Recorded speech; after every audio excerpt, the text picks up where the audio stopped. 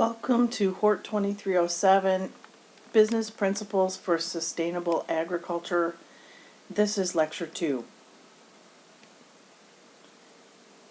So today we're going to talk about business opportunities and how they come about. Many circumstances lead to different business opportunities. In the previous lecture we talked about starting a business if you have been downsized or lost your job. This is one business opportunity that you need to look at. If you have a traditional job that's being downsized or you're losing your job, you have several choices at that time. You can find employment in the same field, which many people tend to do, but if you're interested in starting your own business, this may be the time to take that leap into your new field. You can also become an entrepreneur at this time, or you can do a mix of those things. You can find employment in your same field maybe at halftime as you start your new business. You could also take your business idea and present it to somebody else and have them implement it. That may be a way to get in without doing a lot of the work yourself. Another way to get started in business, if you're fortunate enough to have a family business that you're interested in taking over, you may be able to transition into taking over that family business if you've lost your job, or it may just be the right time. If you do have a family business that you are considering taking over, be sure to make plans prior to taking it over. You need to be aware of what work has to be done to take it over, what vision do you have for that business for the future, as well as tax and insurance liability issues that you need to research. Planning to take over a family business, any planning you do prior to taking that over will help reduce any problems during the transition. I can tell you that many family businesses, there's a lot of heart and emotion involved in that, and if you decide you want to take over a family business, having discussions prior to doing it will help alleviate any issues during the transition. You can also buy existing businesses. You can locate an existing business that might be for sale by contacting a business broker, and they will actually then find a business for you to purchase. Here's a couple of websites that you can visit that are for business brokers. So if you're looking to buy, say, a small farm, they may be able to help you find somebody who's been in the small farm business for a while and are looking to sell and to retire. You can also look at classified advertisements in trade magazines. I know that many of the magazines for small farmers or other small businesses, they advertise in their trade magazines. So like Mother Earth News, they have a section for businesses for sale. Same thing from Hobby Farms, Acres USA. If you're looking at buying a small business, say you want to start a fiber business, there are other trade magazines that you can find that will advertise these businesses that are going up for sale. Maybe you have a hot new idea for a business and you're looking to get started with it. Before you start a business with this hot new idea, you do need to do some research. You need to make sure that it's an idea or a business that will last. It has some longevity to it. And the way you do that is to make sure that you meet a continual need. Sometimes, though, hot new ideas are just that. They're hot new ideas, and they're not going to last for a long time. Maybe it's a trend, but by implementing something for this trend, may be a way to add or expand to an existing business instead of starting just a business based around that hot new idea. Of course, this is sustainable business principles, so we want to definitely consider sustainability in everything that we do around our business. If we look now, sustainability, sustainable, those are the definite buzzwords that are being tossed about quite a bit in business, in the news, in the newspapers, in magazines. Sustainability is the trend right now. So it does drive a lot of decisions across many different types of business. You need to make sure that your sustainable ideas resonate with a younger audience.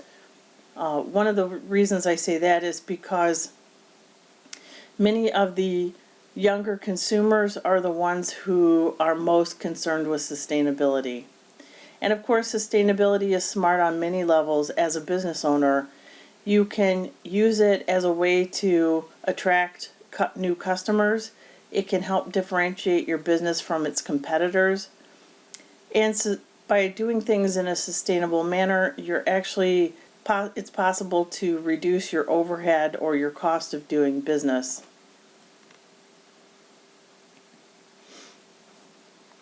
So what credentials do you need to start a business? For the most part, any business owner, any person can start a business without credentials. However, credentials such as certificates or degrees or formal training, they can help your business be successful. What credentials you need is going to depend on your business.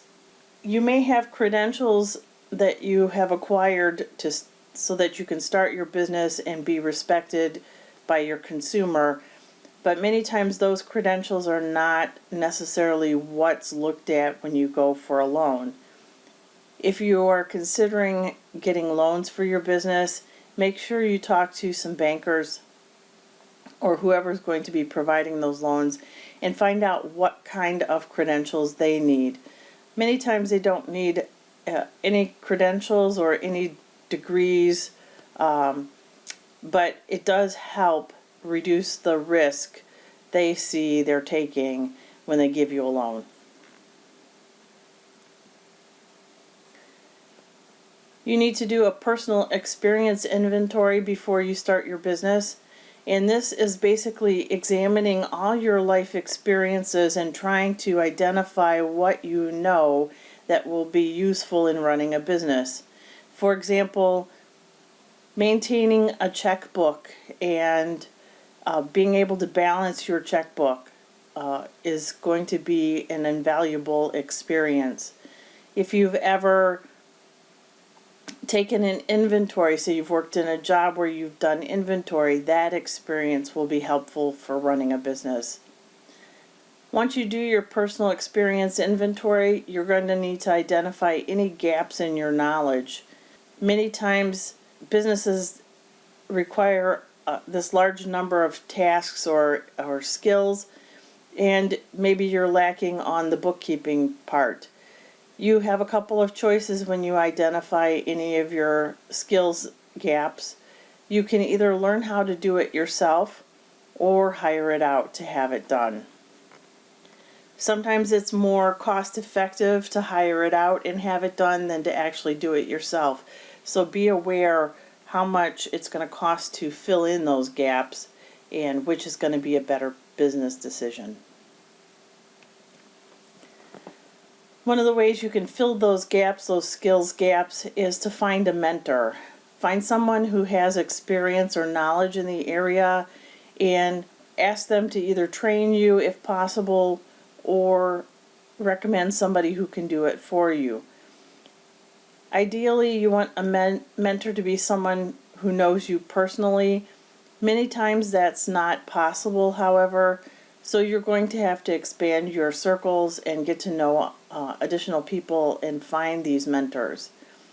How to find one? One of the best ways to find mentors is to start attending meetings or groups of where people who might possibly be a mentor would attend. For example, if you're looking for a mentor for a small farm, start with the small farms group at the University of Illinois Extension and work your way out there. Go to farmers markets and you can find farmers there and possibly find a mentor there. If you're looking to start a small service-based business, the Small Business Association has meetings, and the Chamber of Commerce is always a good place to pop into. They have small business nights. So there are lots of opportunities to try and find mentors. You just have to really consider where your ideal mentor will be attending or what types of functions they may be attending that you can go to as well. Education. Prior to starting your business, you need to do that skills inventory and identify your gaps. And as I said, you may choose to fill those gaps by continuing education. You can find education for certain subjects at community colleges and universities. For example, if I want to do farming and say fresh out of high school, then maybe attending an ag college would be a good place to start. Start small. You could go to a community college like COD, of course, and get your certificate or your degree in urban agriculture. Some skills require licenses. An example of that is your pesticide applicator license. And these are state licenses and requirements so that they maintain public safety. Certifications may be required. For example, if you're going to sell food at a farmer's market that the consumer can eat right there, then you'll have to take some food safety training.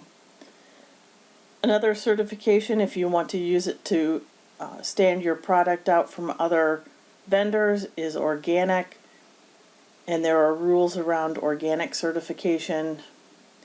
And biodynamic is not necessarily one we see here in the Midwest, but they do have it in California. And those are certifications that you can claim having once you've successfully completed the programs, and they will help your products stand out amongst other vendors. Advanced degrees, that's another education tool you may need to do. And then there are internships. Internships are one of the great ways of learning about your chosen business with hands-on work.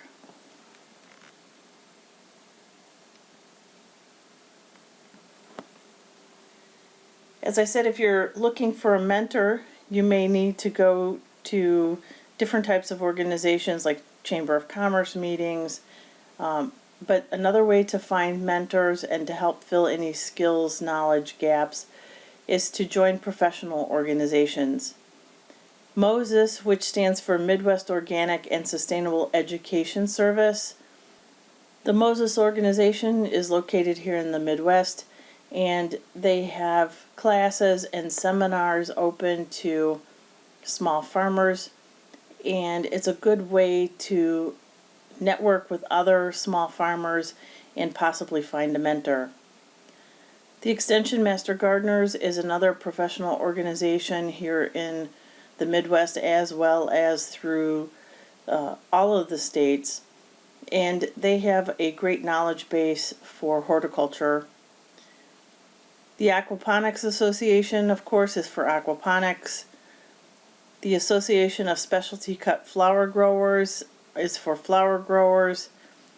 ATRA is the National Center for Appropriate Technology. They have a lot of information for small farmers as well as grants. The Illinois Specialty Growers Association, they have conferences, classes, as well as a website with lots of information for the small grower.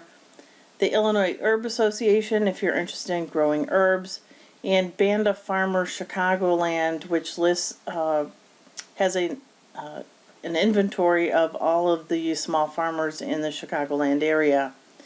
It's important to note that each one of these professional organizations, they typically have meetings for their members as well as continuing education opportunities and conferences.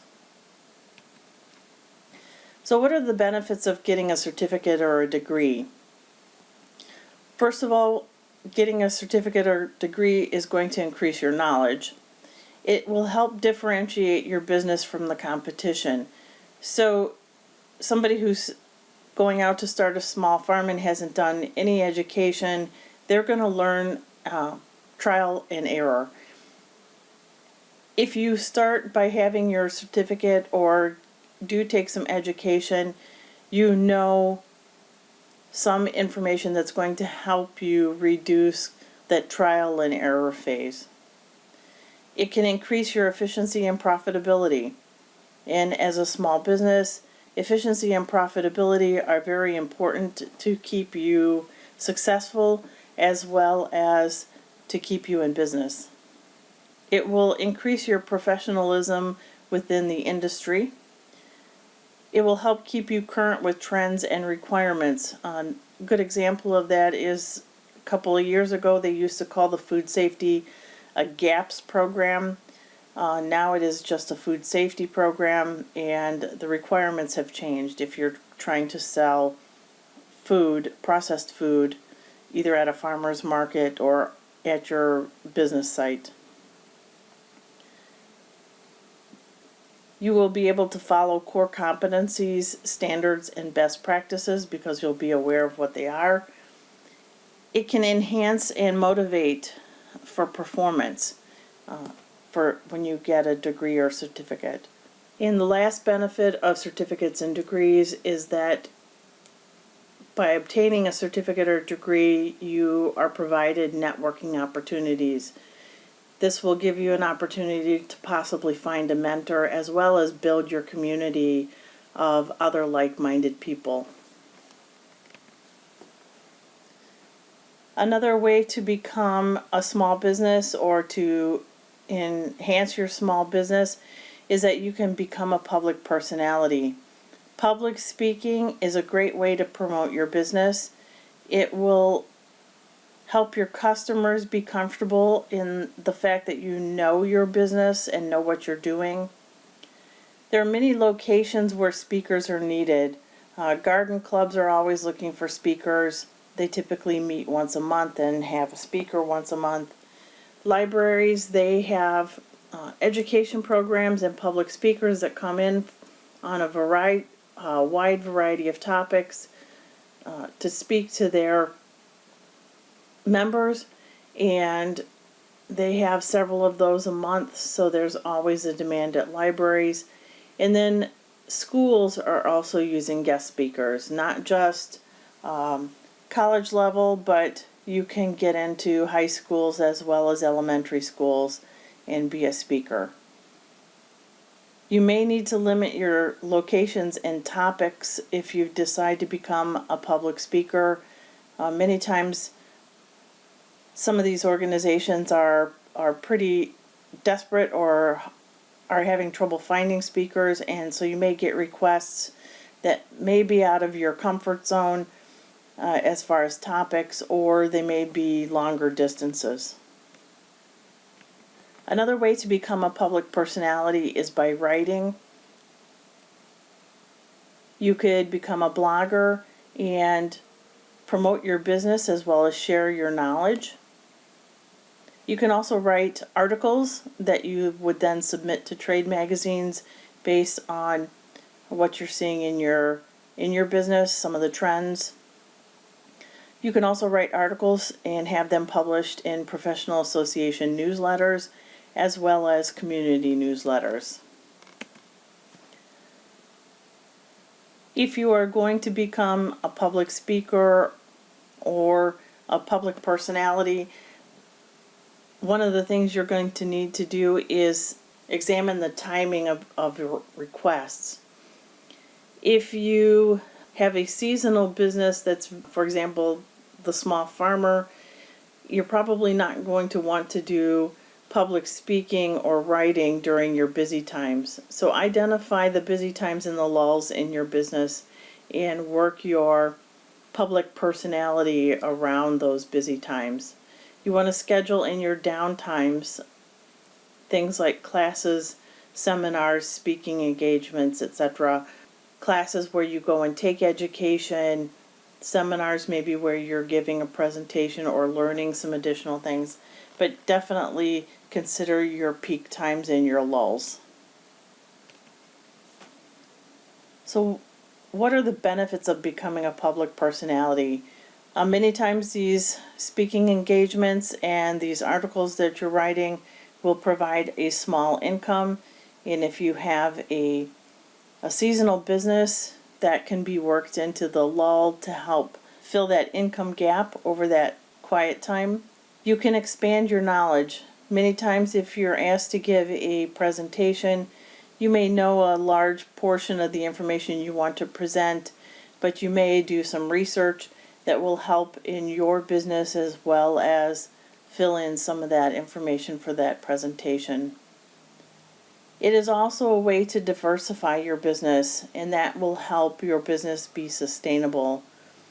By having more than one source of income, say from your vegetable production during the summer, this additional source of income will help make your business more sustainable.